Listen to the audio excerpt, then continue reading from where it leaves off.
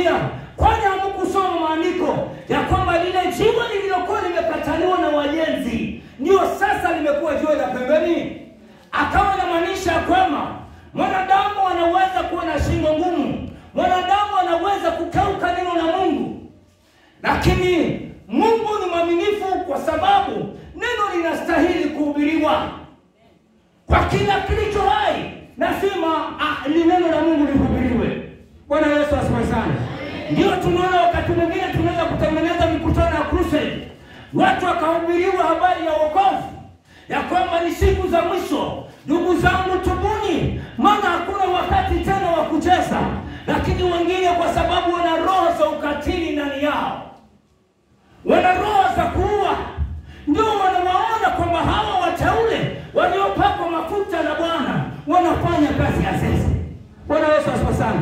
Ndio haki inaweza kutolewa pale. Tunaona tunaweza kuacha kuna matukano, wakatukana vibaya.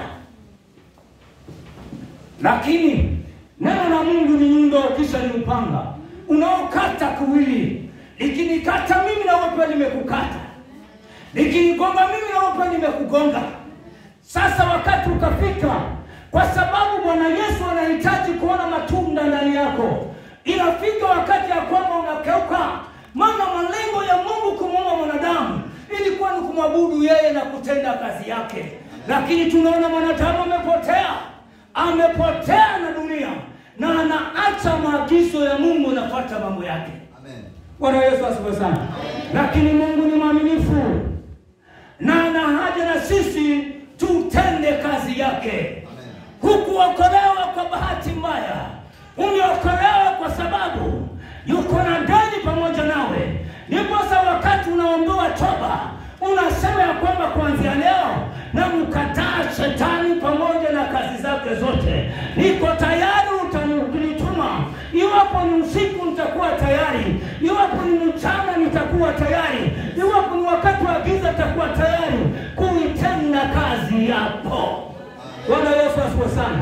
Ikawa ni agano naliweka pamoja na Mungu wako, lakini Mungu kwa sababu yuko na kusudi, ndio maana leo uko hapa unasikia neno la Mungu uliojaa uhai ndani yake. Haleluya, haleluya.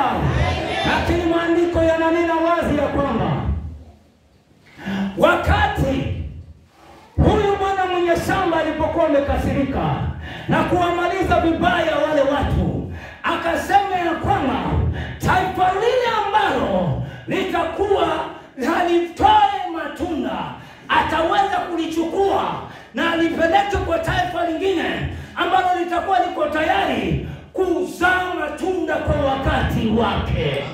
Haleluya. Hapa kuna fumbo wapendwa, ya kwamba Mungu alipokuokoa akakupatia kazi ya kwamba mtumikie, lakini wengine wanakuwa na shingo ngumu, hawataki kujiachilia, wanakuwa na roho ngumu, wanakuwa na mioyo mizito kama ya Farao, roho za ndinda. Bwana Yesu asifiwe sana.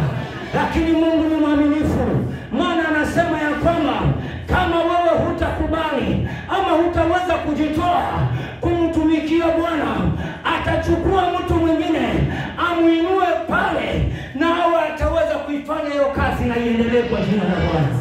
Haleluya.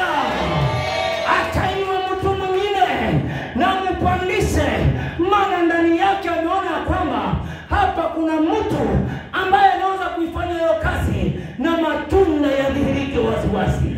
Haleluya, haleluya.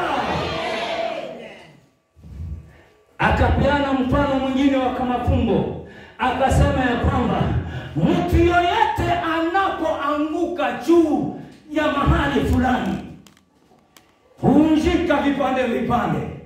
Bwana Yesu asifiwe sana. Kwa mfano nichukue glasi, nirushe juu, niangushe chini, itavunjika vipande vipande. Lakini yule atakayekubali kuangukiwa na hilo jiwe ambalo lilikuwa limekataliwa, na jiwe la pembeni ni Yesu Kristo mwana wa Mungu, atakusaga tiki. Haleluya. Utasagwa tiki. Bwana Yesu asifiwe sana. Na kama utajitoa nafsi yako mtumikie Mungu na imani ya kwamba kuna kitu chema ambacho Mungu anaenda kukitenda.